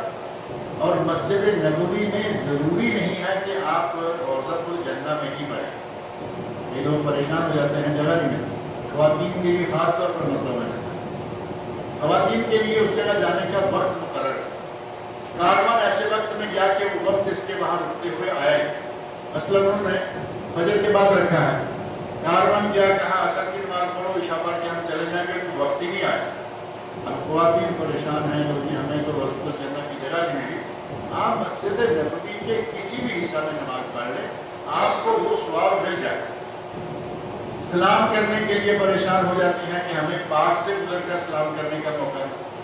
بھائی آپ یہ پاس سے گزر کر, یہاں ہے تھوڑا سا راستہ, یہاں سے بائیں طرف قبر رسول صلی اللہ علیہ وسلم ہے, آگے 1 یا 2 صف کی جگہ ہے اور آگے دیوار ہے. آپ دیوار سے باہر جہاں کوئی رکاوٹ نہیں, کوئی پہرا نہیں, وہاں سے گزرتے ہوئے آپ کو معلوم ہے کہ یہاں گنبد خضرا نظر آ رہا ہے, یہی وہ جگہ ہے. یہاں سلام کرے اور گزر جائے. کوئی وہاں جو اندر کر رہے ہیں قبر کسی کو بھی نظر نہیں آ رہا. یا تو ہے کہ وہاں بھائی قبر نظر آ رہی تھی اور قبر کے اوپر کھڑے ہو کے ہم نے سلاد پڑھی ہے, قبر کسی کو بھی نظر نہیں آ رہی, دور سے وہ تھوڑا اور دور سے ہو جائے گا. لیکن پریشانی ختم کرنے کا بہترین طریقہ یہ ہے کہ عورتیں اگر وقت نہ ملے تو باہر سے سلاد کریں اور روانہ ہو جائیں. یہاں زیادہ دیر رکنا, یہاں لمبی لمبی دعائیں پڑھنا وہ ثابت نہیں ہے. صرف سلام پڑھ سکتے ہیں اور سلاد پڑھ سکتے ہیں. اگر کوئی السلام علیکم یا رسول اللہ ورحمۃ اللہ وبرکاتہ کہے تو جائز. السلام علیکم یا ابو بکر صدیق ورحمۃ اللہ وبرکاتہ جائز.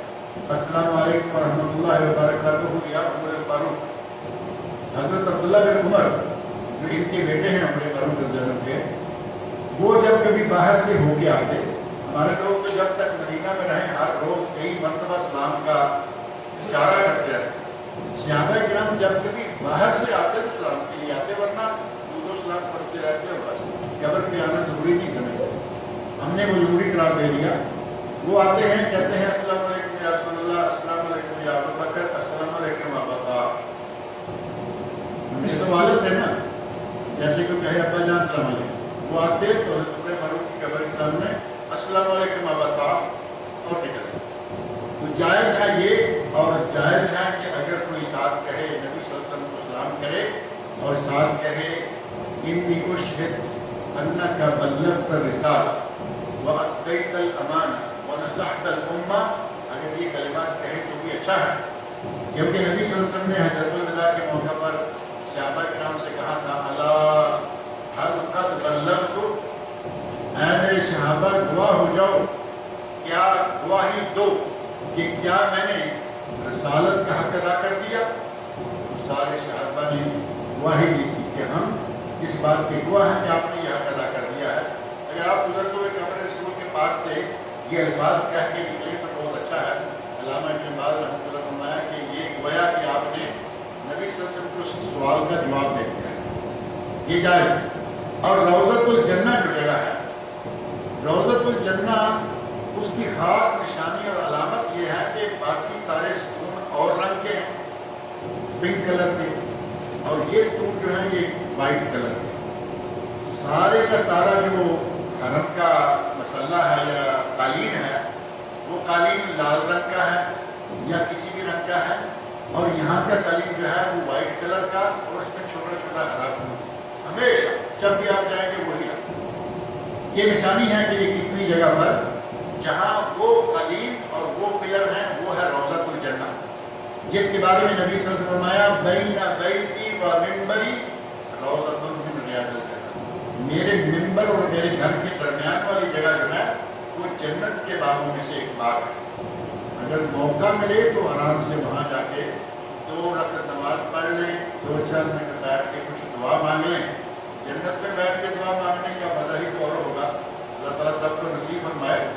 لیکن اگر وہاں جانے کے لیے آپ کو دھکم پیل کرنا پڑے اور مار دھاڑ کرنا پڑے تو اس کی ضرورت نہیں. کہیں بھی بیٹھ کے دعا مانگیں, اللہ رب العزت ساری دعائیں قبول کرتا ہے. مدینہ منورہ کا بہترین تحفہ تصویر یا کیا ہے؟ اجوا. مدینہ منورہ کا بہترین تحفہ اجوا. ہر کھجور نہیں, ٹھیک ہے, اجوا مہنگی ہے, کچھ دوسری بھی ہے, لیکن اجوا کے بارے میں نبی صلی اللہ علیہ وسلم کا ارشاد ہے من تصبح ب7 تمرات اجوا لم یضرہ سم ولا سر.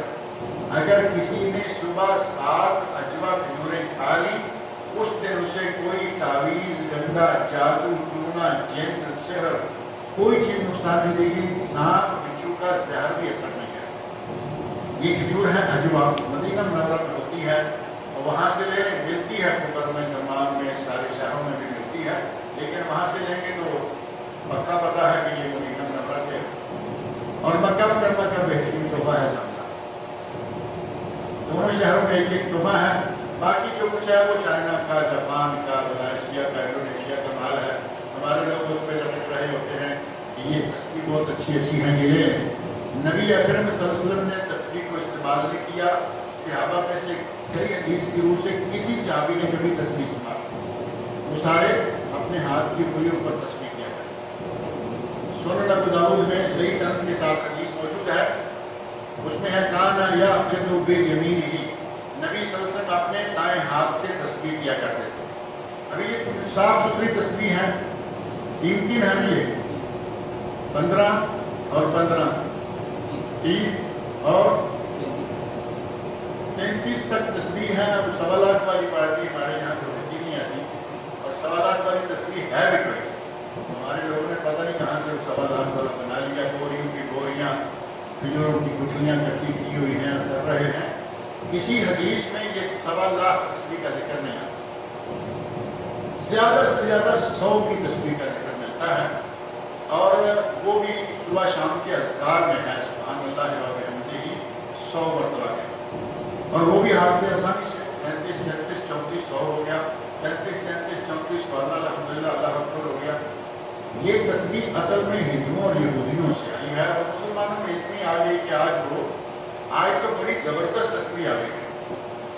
پہلے تھا یہ پتھر کی ہیں، یہ دوسرا پلاسٹک ہوتا ہے جو رات کو چمکتا ہے، وہ بڑے شوق سے لوگ لیتے اور دیتے تھے، رات کو لٹکانا دیکھنا یہ رنگ دے گی چمکے۔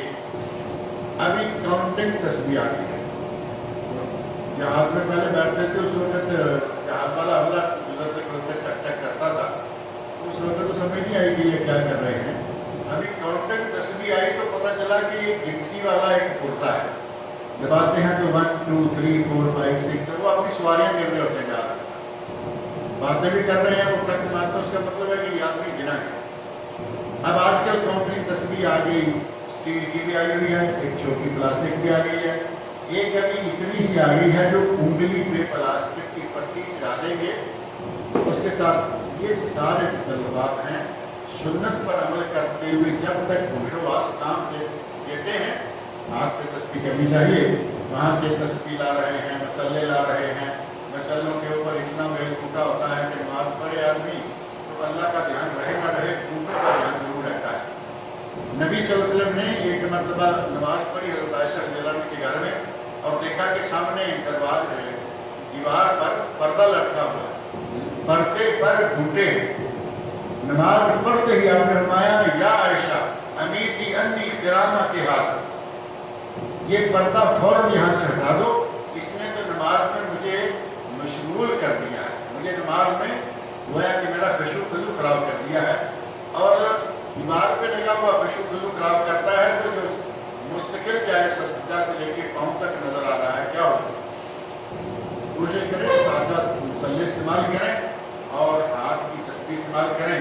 واپس وہاں سے روانہ ہوں مدینہ منورہ سے یہ دونوں تحفے لے کر، خاص طور پر اب چاہے پوری مارکیٹ خرید کے لے آئے، منع تو کوئی نہیں ہے کہ آپ کے پیسے ہیں، آپ کی چیزیں ہیں، لیکن ان 2 پہ کفایت کرنی چاہیے۔ خاص طور پر واپس آئیں، وہی تسبیحات کہتے ہوئے اور واپس آ جائیں، کوشش کریں کہ جیسے گئے تھے اس سے اچھے ہو کر واپس آئیں۔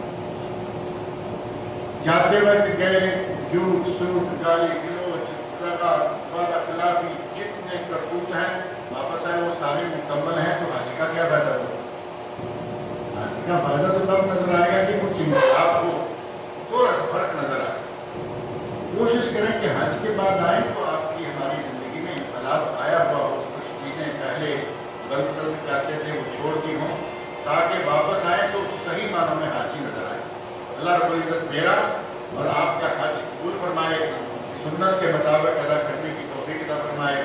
اللہ رب العزت تمام بیماروں کو تندرستی اور شفا عطا فرمائے، اور جو فوت بچی مطالعوں کو معاف کرے، اللہ تعالیٰ ان کو جنت الفردوس میں اعلیٰ مقام عطا فرمائے۔ ابھی آج کی عصر کی نماز سے کوئی 5 منٹ پہلے پاکستانی سول ایریا میں ایک پارک اسٹریٹ اور پارک ہوٹل کر کے حاجی یونس ہیں، وہ آج بہت ہو گئے ہیں، ان کے لیے دعا کریں کہ اللہ رب العزت ان کی مدد فرمائے، ان کی بشری مطالعوں کو اللہ تعالیٰ معاف کرے، اللہ تعالیٰ ان کو جنت الفردوس میں اعلیٰ مقام عطا فرمائے۔ اور بھی کوئی کسی کا عزیز، کسی کا رشتہ دار بہت ہوا ہے، اللہ تعالیٰ سب کی مدد فرمائے، اور جو بیمار ہیں اللہ تعالیٰ کو شفا دے۔ کوئی ضروری سوالات ہیں تو آپ پوچھ سکتے ہیں۔ یہ 2 سوال میرے پاس آئے ہیں۔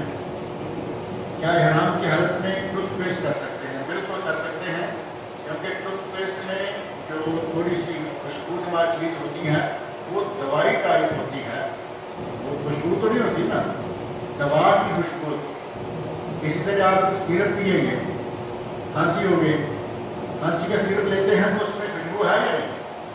ٹیبلٹ لیں گے اس میں خوشبو ہے، آپ ٹیبلٹ لیں گے بی کمپلیکس یہ کو ٹیبلٹ کلین کریں اس میں خوشبو ہے، لیکن یہ دوائیوں کی خوشبو ہے۔ بوٹی کی خوشبو سونگھنا جائز ہے، جسم کو لگانا جائز نہیں بوٹی کی۔ اور یہ دوائیاں یا یہ جو چیزیں ہیں ان کی خوشبو سے انشاءاللہ کوئی فرق نہیں پڑتا، لیکن صابن آج کل اتنے نکل آئے ہیں کہ وہ ایسے لگتا ہے کہ جیسے آدمی خوشبو لگا رہا ہے۔ کوشش کریں کہ کوئی ایسا صابن جانے سے پہلے اپنے ساتھ لے کے جائیں۔ آج کل مارکیٹوں میں صابن آ گئے ہیں، حاجیوں کے لیے، عمرہ کرنے والوں کے لیے صابن اور شیمپو دونوں جن میں کوئی خوشبو نہیں ہوتی۔ پچھلے سال کچھ یہاں مانتے گئے تھے، ایک مدارس السلام ہیں، انہوں نے کافی ایک پیکج دیا تھا مجاہد کرام میں، ہم نے خود بانٹے تھے۔ اس میں ایک چھتری، ایک مسلح، ایک چھوٹا سا بستر جو پھونک مار کے سیٹ ہو جاتا ہے، اور ساتھ میں شیمپو اور صابن اور ٹوتھ پیسٹ، ساری چیزیں بغیر خوشبو کی۔ تو اس کا مطلب ہے کہ مارکیٹ میں چیزیں موجود ہیں، زیادہ وہ تلاش کریں۔ طواف زیارت اور طواف وداع ایک ہی نیت کے ساتھ اکٹھے کیے جا سکتے ہیں؟ بالکل کیے جا سکتے ہیں۔ اگر کسی وجہ سے مجبوری، ضرورت، بیوی ہے ایسے آگے، بڑا ہے، بزرگ ہے، وہ 2 مرتبہ نہیں جا آ سکتا، اور آپ اس کے ساتھ ہی لگ جاتے ہیں، تو آپ طواف وداع والے دن تک طواف افاضہ اور سعی کو لیٹ کر لیں، یعنی مینا سے نکل کے آئیں، سیدھے آپ کے طواف افاضہ کریں، اس میں طواف وداع کی نیت اگر نکل جانا ہے اس میں طواف وداع کی نیت بھی ساتھ شامل کر لیں، اور بعد میں سعی کریں۔ آپ کی طواف افاضہ اور سعی دونوں کی نیت کر لینا جائز ہے، اور اہل علم نے اسے جائز قرار دیا ہے، لیکن حملے والے آپ کو وقت دیں گے 2 گھنٹے، اور حملے والوں کو معلوم ہے کہ یہ 2 گھنٹے صرف طواف میں لگ جاتے ہیں۔ اب آپ کو ٹائم لینا ہے ساتھ میں صحیح کا، کیونکہ آپ کی صحیح بھی باقی ہے، تو حملے والوں سے بات کر کے جائیں کہ بھائی ہمیں چھوڑ کے نہیں جانا، تھوڑا سا وقت اضافی ہمیں ضرور چاہیے، تاکہ ایسا نہ ہو کہ حملہ روانہ ہو چکا اور آپ صرف صحیح کر رہے ہو، لیکن یہ دونوں کو جمع کرنا جائز ہے۔ آپ نے وادی کا بتایا تھا جہاں سے تیر سے چل رہے ہیں، یہ نام بول گیا، تو نشانی ہے، کیا پتہ چلے گا کہ یہ وادی ہے؟ ہاں، وادی نگرا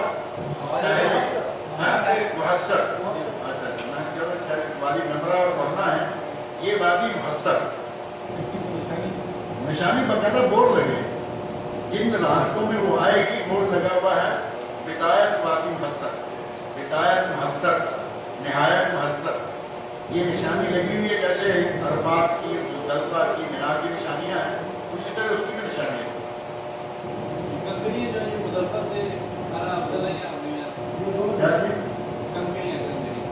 کنکریاں مزدلفہ سے لینا پہلے دن کے لیے افضل ہے، سنت کے مطابق ہے، جائز، لیکن واجب نہیں ہے۔ آپ ساری کنکریاں مینا سے لے سکتے ہیں، ساری مزدلفہ سے لے سکتے ہیں، کوئی حرج نہیں۔ حاجی اگر ذوالحجہ میں روزے رکھنا چاہتا ہے کب تک رکھ سکتا ہے؟ حاجی 8 تاریخ تک روزے رکھ سکتا ہے، کیونکہ حاجی کے لیے 9 تاریخ کا روزہ مشروع نہیں ہے۔ غیر حاجی 9 تاریخ تک رکھ سکتا ہے، کیونکہ عید کا روزہ کسی کے لیے جائز ہے۔ اور جو ہمارے یہاں قربانی کرنے والے کہتے ہیں نا کہ میرا آج آدھا روزہ ہے، یعنی صبح سے روزہ رکھا ہوا ہے، قربانی کے گوشت کر کے 10 بجے روزہ کھول دیا، خوش ہے کہ میں نے روزہ پورا کر لیا، یہ ناجائز بات ہے، یہ خرافات کے ضمن میں آتا ہے۔ روزہ نبی صلی اللہ علیہ وسلم نے بتایا ہے کہ طلوع صبح صادق سے لے کر غروب آفتاب تک یہ روزہ ہے، بچوں میں ایک روزہ مشہور ہے جس کو چڑی روزہ کہتے ہیں، یعنی وہ جب چاہیں کھانا شروع ہو جاتے ہیں، جب کھا پی لیا تو کہا کہ میں روزے سے ہوں۔ یہ اس طرح کا روزہ ہے جو لوگ عید کے دن رکھتے ہیں۔ بچوں کو اکثر دوائیاں لگائی جاتی ہے، اگر وہ ہاتھ میں لگ جائے اس کا خوشبو، کوئی بات نہیں، دوائیوں میں جو کچھ ہے وہ ہاتھ کو لگ جائے یا منہ کو لگ جائے وہ تو دوائیاں ہیں۔ جان بوجھ کر خوشبو لگانا یہ ایک الگ بات ہے، اور دوائی کھانا اور اس کا ہاتھ کو لگ جانا، ٹوتھ پیسٹ کرنا، اس کا منہ کے ساتھ تھوڑا سا آ جانا، وہ دوائیوں کی خوشبو ہے۔ سر کوئی رکن جو ہے وہ کسی کی جگہ پہ کر سکتے ہیں؟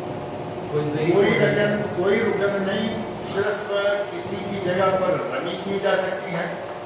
صحابہ کرام کہتے ہیں کہ ہم نے حج کیا نبی صلی اللہ علیہ وسلم کے ساتھ، حجینا مع النبی صلی اللہ علیہ وسلم، اور ہمارے ساتھ عورتیں اور بچے بھی تھے، فلبینا عن الاطفال، ہم نے بچوں کی طرف سے تلبیہ کہا، بچے چھوٹے جو نہیں کہہ سکتے، اور اس میں ہے کہ رمی کا اور تلبیہ، بچوں کی طرف سے تلبیہ اور ظاہر کا بڑا تو خود کرے گا، رمی میں وکیل بنایا جا سکتا ہے کہ اگر کوئی نہیں جاتا کسی کو بھیج دیتا ہے، خاص طور پر ضرورت کے وقت تو جائے گا۔ یہ دوسرا قربانی میں وکیل بنایا جا سکتا ہے۔ یہ دو کام ہیں پورے حج میں جس میں وکالت جائز ہے۔ منا میں کوئی کسی کو وکیل نہیں بنا سکتا کہ تم میری جگہ پہ رات رہ کے آئے۔ قربانی دوسرا دے گا، رمی دوسرا کرے گا۔ حاجی کا منا میں ہونا ضروری ہے، وہ مکہ میں نہیں جا سکتا۔ حاجی کا منا میں ہونا اس رات کو ضروری ہے۔ اسی طرح طواف ہے، افاضہ ہو یا وداع ہو یا درمیان میں تو خیر نفل طواف ہوگا، نبی صلی اللہ علیہ وسلم نے ہر رات طواف کیا حج کے دنوں میں۔ تو صرف ان دو چیزوں میں کسی کو وکیل بنایا جا سکتا ہے، باقی کسی کام میں وکالت نہیں۔ 10 دن حج کو ہم بعض کی قربانی کر کے وہاں پہ افادہ نہیں کرنے جاتے، 11 بجے جانا ہے، کیا 11 کو ہم فجر کی نماز کے بعد جا سکتے ہیں؟ مارنے سے پہلے جا کے طواف کر کے آگے آتے ہوئے کھجری مار کے واپس آ جائیں۔ آپ نے جو اسلامی کیلنڈر ہے وہ تو مغرب کے بعد اسٹارٹ ہو جاتا ہے، یوم عرفہ کو وقوف عرفہ کا آپ نے کہا کہ اگلے فجر تک، وہ تو پھر تاریخ تو 10 سے 11 لحاظ ہوگی۔ نبی اکرم صلی اللہ علیہ وسلم کا ارشاد ہے کہ اگر تم نے اگلے دن کی جہاں پہ مزدلفہ ہے، مزدلفہ کی فجر کی نماز وہاں پڑھی، چونکہ وہ شروع تو ظہر سے ہوتا ہے نا، مزدلفہ کا جو اس کا عرفات کا جو وقت ہے وقوف کا، اس کا آغاز ہے ظہر، پچھلی رات نہیں، پچھلا آدھا دن نہیں، اس کو آپ اگلے حصے میں ڈالیں گے۔ آپ نے فرمایا کہ تم نے مزدلفہ میں فجر ہمارے ساتھ پڑھ لی، کہاں پڑھ لی؟ فرمایا تمہارا حج ہو۔ اس کا مطلب یہ ہوا کہ 9 دن کی اور اگلی رات کی آدھی یا آدھی سے بھی زیادہ حصہ اگر کوئی عرفات میں قیام کر لیتا ہے تو وہ انشاءاللہ اس کا حج نہیں کر لیتا۔ آدمی اپنی زوجہ کی جگہ پر رمی کر سکتا ہے، کیا حالات ہوگی؟ میں نے جب کہا ہے کہ کسی کی طرف سے بھی کر سکتا ہے تو زوجہ میں کسی میں سے الگ ہوتی ہے، وہ تو زیادہ مسئلہ ہے۔ اگر زوجہ جوان ہے تو اس کو ساتھ لے کے جائیں، اور زوجہ اگر کسی کی کمزور ہے، بوڑھی ہے، تو وہ اس کو چھوڑ کے جائے، کوئی حرض نہیں۔ زوجہ ہو، بچہ ہو، حتیٰ کہ کوئی اور عزیز ہے، کوئی حرض نہیں، کسی کا باپ ہے، وہ بزرگ ہے، اس کو چھوڑ کے جائے، خود کر کے آ جائے۔ کسی کا دوست ہے، ساتھی کے ساتھ ہے، اس کا اپنا عزیز کوئی نہیں لیکن وہ بڑا ہے، وہ کہتا ہے کہ کب تم جا کے کر کے آ جاؤ۔ جس نے کسی کو وکیل بنا دیا وہ اس کی طرف سے رمی کر سکتا ہے، جب اپنے مارے اس کے لیے ضروری ہے کہ پہلے اپنے ساتھ کرنے پوری کرے، پھر دوسرے کی، پھر تیسرے کی، اور یہ بھی نہیں ہے کہ وہ تینوں کو پہلے اپنی مار کیا ہے پھر دوسرے کی شروع کرے، نہیں، ایک ہی جگہ کھڑے، پہلے اپنی ماری، پھر دوسرے کی ماری، پھر تیسرے کی ماری، اگلے جبرا پہ گیا، پہلے اپنی پھر دوسرے کی، اس طرح یہ جائز۔ اگر کسی نے کسی کو کرسی پہ بٹھایا ہوا ہے، ایک مسئلہ ذہن میں رکھیں کہ طواف کرانے کے لیے کسی کو اپنی کرسی پہ بٹھایا ہوا ہے تو ایک ہی وقت میں دونوں کا طواف ہو جائے گا، ایک ہی وقت میں دونوں کی صحیح بھی ہو جائے گی۔ یہ نہیں ہے کہ پہلے اسے کروائے اور پھر جا کے اپنا کریں، کہ دونوں ایک وقت میں طواف اور صحیح ادا ہو جائے گا۔ تلبیہ جو بند کرتے ہیں پہلے 10 کو عمرہ کو پتھر مارنے سے بند کر دیتے ہیں، اس کے بعد نہیں پڑتا ہے۔ تلبیہ جو ہے وہ عمرے کا تلبیہ بیت اللہ کو دیکھتے ہی بند کر دینا ہے، باقی کام شروع ہو گئے۔ اور جو حج کا تلبیہ ہے وہ جمرہ عقبہ کی کنکری مارنے تک جب کنکری بسم اللہ ہمارا تلبیہ کرا. ایک چیز اور ذہن میں رکھنے لگے آپ آپ شروع کریں گے جب پہلے دن تو ایک ہی ہے نا, آگے 3 ہے, چھوٹا, درمیانہ اور بڑا. چھوٹے کو 7 کنکریاں ماریں, ایک سائڈ میں ہو جائیں, قبلہ کی طرف منہ کر کے دعا مانگیں. دوسرا آ گیا درمیانہ, اس کو کنکریاں ماریں 7, سائڈ میں ہو جائیں, قبلہ کو ہو کے دعا مانگیں. تیسرے کو ماریں تو وہاں دعا نہیں ہے, نہ 10 تاریخ کو نہ 12 تاریخ کو. یہ دعا سنت سے ثابت ہے. چلیے ابھی مولانا دیکھیں آپ کے لیے کھانے کا انتظار ہے. ادھر سے ادھر جانے والے وقت کا ہے کون سا ہے؟ جو جہاں سے بھی آ رہا ہو وہ 3 حجوں میں سے جو چاہے کر سکتا ہے. ہر حج کا اپنا اپنا تھوڑا تھوڑا طریقہ ہے. حج قران اور تمتع پر قربانی واجب ہے, افراد پر قربانی نہیں ہے. افراد سب سے چھوٹا ہے اور قران اور تمتع میں سے افضل کون سا ہے؟ بعض نے کہا قران افضل ہے کیونکہ نبی صلی اللہ علیہ وسلم نے کیا, اور بعض نے کہا کہ تمتع افضل ہے کیونکہ نبی صلی اللہ علیہ وسلم نے تمتع کی خواہش فرمائی. اگر مجھے پہلے پتا ہوتا کہ یہ قرآن میں یہ ہوتا ہے تو میں تمتع کرتا. آپ کے خواہش فرمانے کے نتیجہ میں اہل علم نے کہا کہ تمتع ہی افضل ہے. یہاں سے جانے والے عموماً تمتع ہی کرتے ہیں کیونکہ قربانی کو ساتھ لے کے نہیں جاتے, لہٰذا تمتع کیا, عمرہ کیا, احرام کھول لیا,